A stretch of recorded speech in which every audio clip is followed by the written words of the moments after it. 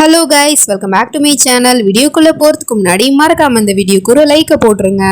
Starting சீனில் நம்ம ஹீரோக்கு இன்னைக்கு தான் பர்த்டே. ஸோ அதனால் அம்மா விஷ் பண்ணிவிட்டு அவனுக்கு சீட்ஸ்லாம் ஊட்டி விட்டுட்டு இருக்காங்க. கூடவே ஃப்ரெண்டுக்காரையும் அவளும் விஷ் பண்ணிக்கிட்டு இருக்கா.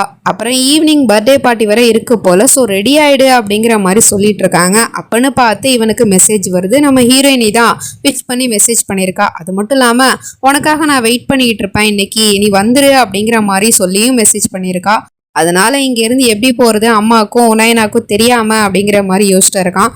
கொஞ்ச நேரம் கழிச்சு ட்ரெஸ் சேஞ்ச் பண்ண போனவனை இன்னும் ஆளை காணமே அப்படின்னு சொல்லிட்டு ஃப்ரெண்டுக்காரி ரூம்ல வந்து தேடி பார்க்குற, ஆளை காணோம். இவன் எங்க போனா ஆளை காணோம், அதுவும் என்கிட்டயும் ஆண்டிக்கிட்டையும் சொல்லாம அப்படி எங்க போயிருப்பான் அப்படிங்கிற மாதிரி யோசிச்சுட்டு இருக்கா. அதே சமயம் நம்ம ஹீரோயினி வீட்டை தான் காட்டுறாங்க. அவளுக்குமே இன்னைக்கு தானே பர்த்டே. ஸோ அதுக்கான பார்ட்டி நடந்துகிட்டு இருக்கு. அந்த பார்ட்டிக்கு நம்ம ஹீரோ வந்திருக்கான். ஏன்னா அவ கூப்பிட்டுருக்கா இல்லையா, ஸோ அதனால. அது மட்டும் இல்லாம இங்க வந்ததே அவளை விஷ் பண்றதுக்காக தான். அவகிட்ட சீக்கிரம் பர்த்டே விஷ் பண்ணிட்டு இங்க இருந்து கிளம்பணும், இல்லைன்னா அம்மாவும் அங்க நைனாவும் என்ன காணும்னு டென்ஷன் ஆயிடுவாங்க அப்படிங்கிற மாதிரி சொல்லிட்டு அவளுக்காக வெயிட் பண்ணிட்டு இருக்கான். பார்த்தா அவளுமே அழகா ரெடி ஆயிட்டு வந்துட்டா. இவன் அவளோட அழகுல மெய் மறந்து பார்த்துட்டு இருக்கான். அப்போ ஃப்ரெண்டுக்காரனுமே பார்க்கறதுக்கு அழகா இருக்க அப்படிங்கிற மாதிரிலாம் சொல்லிட்டு பிட்டை போட்டுட்டு நம்மளோட பிளானை எக்ஸிக்யூட் பண்ணிடலாமா அப்படின்னு கேட்டா, ஃபர்ஸ்ட் அப்பாவையும் அண்ணனையும் நீ வெளியே கூட்டிட்டு போயாகணும், ஏன்னா அவங்க முன்னாடி நான் இதை பண்ண விரும்பல அப்படிங்கிற மாதிரி சொல்லிடுவா. ஸோ அதனால இவனுமே போயிட்டு அப்பா கிட்டே அண்ணன்கிட்டே இந்த மாதிரி என்னோட அம்மாவும் இந்த பார்ட்டிக்கு வந்துகிட்டு இருக்காங்க, ஆனா அவங்க வர்ற வழியில அவங்களோட கார் பிரேக் டவுன் ஆயிடுச்சு, சரி நீங்க போயிட்டு கூட்டிட்டு வர முடியுமா அங்கிள் அப்படிங்கிற மாதிரி கேட்டதும், அதுல என்ன ஒரு பிரச்சனையும் இல்லையே, அதை விட எனக்கு என்னப்பா வேலை இருக்கு அப்படிங்கிற மாதிரி சொல்லிட்டு அவரும் அண்ணனும் கிளம்பிடுறாங்க. ஏன்னா இவனுக்கும் நம்ம ஹீரோயினுக்கு கல்யாணம் பண்ணி கொடுக்கணும்னு தானே ஆசைப்படுறாரு, பிசினஸ் பார்ட்னர் ஆகணும் அப்படின்னு சொல்லிட்டு. அதுக்காக அப்புறம் நம்ம ஹீரோயினி ரெண்டு பேரும் பார்த்து பர்த்டே விஷலாம் பண்ணிக்கிறாங்க மாறி மாறி. அப்புறம் ரெண்டு பேருமே கிஃப்டையுமே பரிமாறிக்கிறாங்க. கிஃப்டை இப்பயே ஓப்பன் பண்ணி பாரு அப்படிங்கிற மாதிரி சொன்னதும் ரெண்டு பேருமே ஒரே டைம்ல ஓப்பன் பண்ணி பார்க்குறாங்க. அதுல பார்த்தா அட் டைம்ல ரெண்டு பேருமே ஒரே கிஃப்டை தான் வாங்கியிருக்காங்க. ஒரு ஸ்டார் போட்ட செயினை தான் வாங்கியிருக்காங்க. அதுவும் பார்க்கறதுக்கு ரெண்டு பேரோடதுமே ஒரே மாதிரியே தான் இருக்கு. அப்புறமா டான்ஸ் ஆடலாமா அப்படிங்கிற மாதிரி கேட்டு கப்புள் டான்ஸ் ஆட போறாங்க போல. அதுல வந்து பேரை குலுக்கி ஒரு பவுல்ல போட்டிருக்காங்க. அதில் யார் பேர் வருதோ அவங்க கூட தான் கப்பலாக டான்ஸ் ஆடணும் அப்படிங்கிற மாதிரி கேம் போல். நம்ம ஹீரோயினி போய் ஓப்பன் பண்ணி பார்க்குறா. அதில் பார்த்தா நம்ம ஓம்காரோட பேர் தான் இருக்குது. உடனே அவங்க கூட தான் ஆடணும் அப்படின்னு சொல்லிட்டு அவனை நிற்க வச்சுட்டு இவ தான் ஆடிக்கிட்டு இருக்கா.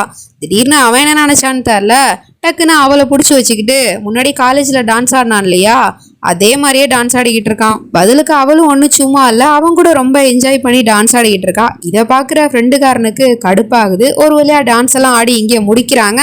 வாசல்ல அப்பாவுமே இஷானோட அம்மாவை பிக்கப் பண்ணி கூட்டிட்டு வந்துட்டாரு. அந்த அம்மாக்காரியோட முகத்தை காட்டின நமக்கு பயங்கரமான ஷாக்கு. ஏன்னா அவ வேற யாரும் இல்லை, அந்த விஷாக்கா தான். இவளோட பையன் தானே அப்ப அந்த ஷான் அப்படிங்கிற மாதிரி தான் இருக்கு. போன ஜென்மத்துல நம்ம ஹீரோ ஹீரோயினிய கொலை பண்ண கொலகாரியே இவ தான். இப்ப இந்த ஜென்மத்திலுமே இவங்க ரெண்டு பேரோட லைஃப்லயுமே அவ என்ட்ரி ஆகுறா. என்ன நடக்க போகுதுன்னு தெரியல. கூட்டமா அங்க டான்ஸ் ஆடிட்டு இருக்கிறத வேடிக்கை பார்த்துட்டு இருக்கிறதுனால அங்க நிக்கிற நம்ம ஹீரோ ஹீரோயினி ரெண்டு பேருமே இந்த விஷாக்காவோட கண்ணில் படல. நம்ம ஹீரோயினிக்கு ஒரு மாதிரி ஆயிடுது, நர்வஸ் ஆயிடுச்சுன்னு சொல்லிட்டு அவ பாட்டிக்கு அங்க மாடிக்கு ஓடி போயிடுறா. ரெண்டுக்காரங்க கூட தடுத்து பிளானை எக்ஸிக்யூட் பண்ணலாமா, வீடியோலாம் ரெடியா இருக்கு, ப்ளே பண்ணவா அப்படின்னு கேட்டா, ஒரு நிமிஷம் இரு நான் அதை போயிட்டு வந்துடுறேன் அப்படின்னு சொல்லிட்டு அவ இங்க இருந்து கிளம்பி ரூமுக்கு ஓடி போயிடுறா.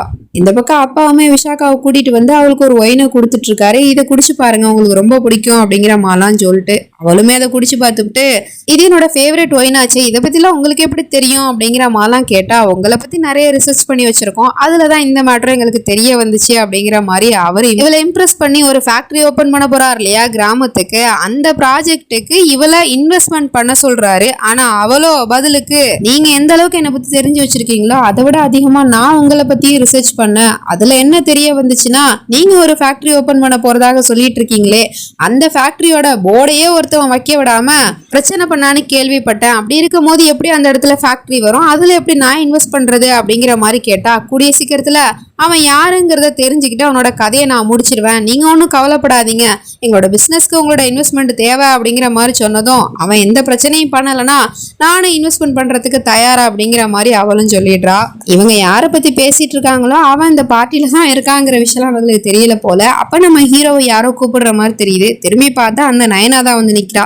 நீ இங்க என்ன பண்ணிட்டு இருக்க அப்படின்னு கேட்டா, இந்த கேள்வியை நான் உங்ககிட்ட கேட்கணும், அங்க நாங்க உனக்காக வெயிட் பண்ணிக்கிட்டு இருந்தா நீ இங்க யாருக்கிட்டே ஒரு வார்த்தை கூட சொல்லாம இங்க இங்கே ஓடி வந்துட்ட, எதுக்காக இங்கே வந்த அப்படின்னு கேட்டா, நான் மயூராக்கு விஷ் பண்றதுக்காக தான் இங்கே வந்தேன் அப்படிங்கிற மாதிரி சொல்லிட்டு இருக்கான். ஆனா அதுக்கு என்ன அவசியம் வேண்டி கிடக்குது?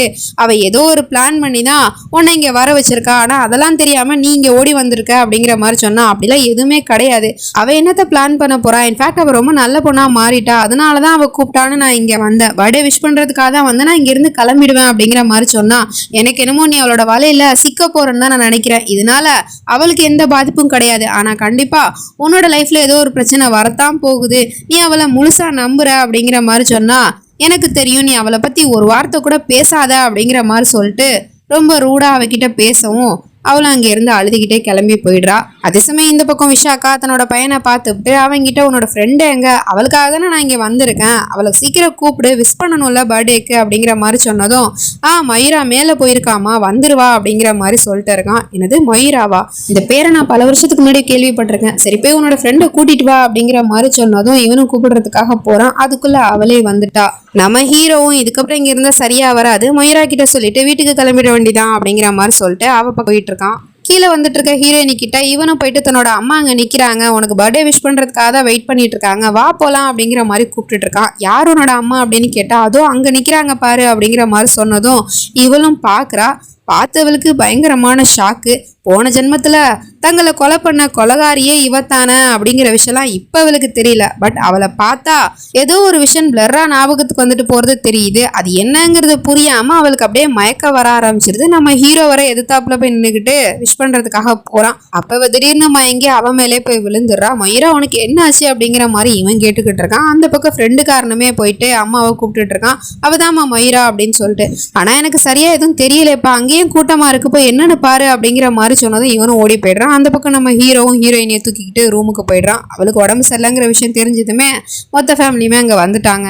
டாக்டருக்கு கால் பண்ணிட்டு வெயிட் பண்ணிட்டு இருக்காங்க. மற்ற பேரெல்லாம் கீழே போங்க அப்படிங்கிற மாதிரி சொல்லியாச்சு. நம்ம ஹீரோ மட்டும் அங்கே வெயிட் பண்ணிக்கிட்டு இருக்கான். நீயும் போ அப்படிங்கிற மாதிரி சொல்லிட்டு அண்ணங்காரன் அவனை துரத்தி விட்டுட்டு இஷான் உள்ள வரான். அவனை ரூமுக்குள்ள உள்ள வர சொல்லிக்கிட்டு இருக்கான். அப்புறம் அவனை மயூராவை பார்த்துக்க சொல்லிட்டு அப்பாவும் அண்ணனும் பிசினஸ் விஷயமா வெளியே போயிடுறானுங்க. அவன் என்னடானா யோசிச்சு பார்த்துட்டு, பிளான் பாதிலே நிற்கிதே, அதை எப்படியாவது எக்ஸிக்யூட் பண்ணி ஆகணும் அப்படிங்கிற மாதிரி சொல்லிட்டு இந்த பையிலுமே அந்த பாட்டி மாட்டை பார்த்துக்கங்க, நான் ஏதோ வந்துடுறேன் அப்படின்னு கிளம்பிட்டான். அப்படியே எங்க சீனை கட் பண்ணா ஃப்ரெண்டுக்காரி அழுதுகிட்டே வந்துட்டு இருப்பா. அப்ப எதிர்த்தாப்புல அந்த விஷாக்கா அங்க இருக்கிற கிராமத்தை அப்படியே போட்டோ எடுத்து பார்த்துட்டு இருக்கா. இந்த இடத்துல தானே அந்த கோஸ்வாமி ஃபேக்டரி ஓபன் பண்ண போறதாக சொன்னாரு, நல்ல இடமா தான் இருக்கு, ஸோ அதனால இன்வெஸ்ட் பண்ணிடலாம் அப்படிங்கிற மாதிரி பேசிட்டு இருக்காங்க. ஸோ இதை பார்த்துட்டு இந்த ஃப்ரெண்டுக்காரி, ஓம்கார் இந்த இடத்துல போர்டை வைக்க கூடாதுன்னு சொல்லி இவங்க இந்த இடத்துல ஃபேக்டரி ஓபன் பண்ண போறதாக சொல்லிட்டு இருக்காங்களே அப்படிங்கிற மாதிரி பார்த்துட்டு இருக்கா. அதே சமயம் இந்த பக்கம் நம்ம மயூராவை பாக்குறதுக்காக ஹீரோ மேல போக போறான். ஆனா ஃப்ரெண்டுக்காரனும் தடுத்து, எங்கப்பா போற, அவ்வளவு சீனெல்லாம் கிடையாது, நீ என்ன நினைச்சிட்டு இருக்க, மயூரா உன்னை நிஜமாலுமே லவ் பண்றா, அவ உன்னை சுத்தி சுத்தி வந்து ப்ரப்போஸ் பண்ணா, அதெல்லாம் உண்மைன்னு நம்பிட்டியா என்ன? அவ எவ்வளவு பெரிய பணக்கார விட்டு பொண்ணு, அவ போயும் ஒன்ன மாதிரி ஒரு கேவலமான ஏழை பையனை காதலிப்பாளா என்ன? உண்மை என்னங்கிறத நான் உனக்கு காட்டுறேன் வா அப்படிங்கிற மாதிரி சொல்லிட்டு அவன் ஒரு வீடியோவை பிளே பண்ணி காட்டுறான். அதுல நம்ம ஹீரோயினி அவளோட வாயாலே பேசி ஒரு வீடியோவை மேக் பண்ணி வச்சிருக்கா. இந்த மாதிரி என்ன அந்த ஓம்கார் ரிஜெக்ட் பண்றதுக்கு அவனுக்கு என்ன தகுதி இருக்கு? உண்மையிலே நான் அவனை காதலிக்கலாம் இல்ல, காதலிக்கிற மாதிரி டிராமா தான் போட்டுட்டு இருந்தேன். இப்போ உங்க எல்லாருக்கு முன்னாடி நான் சொல்றேன் ஓப்பனா,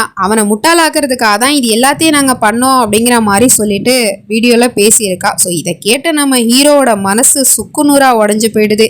இதுதான் அவளோட ஆக்சுவல் பிளானே.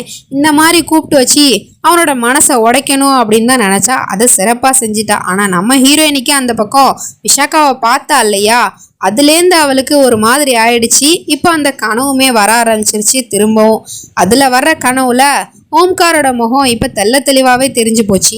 அதாவது இவளுக்கு போன ஜென்மத்துல நடந்த எல்லா விஷயமே ஞாபகத்துக்கு வந்துருச்சு. உடனே இவ ஓம்கார் அப்படின்னு சொல்லிட்டு எழுந்திருக்கிறா. பாட்டியுமே என்னாச்சுமான்னு கேக்குறாங்க.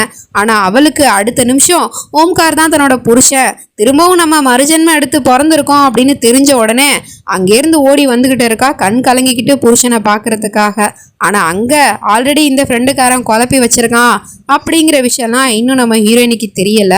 ஸோ இதுக்கப்புறம் நடக்க போகுது அப்படிங்கிறதெல்லாம் நம்ம நெக்ஸ்ட் பார்ட்டை தான் பார்த்து தெரிஞ்சுக்கணும். அது வரைக்கும் பை ஃப்ரெண்ட்ஸ்.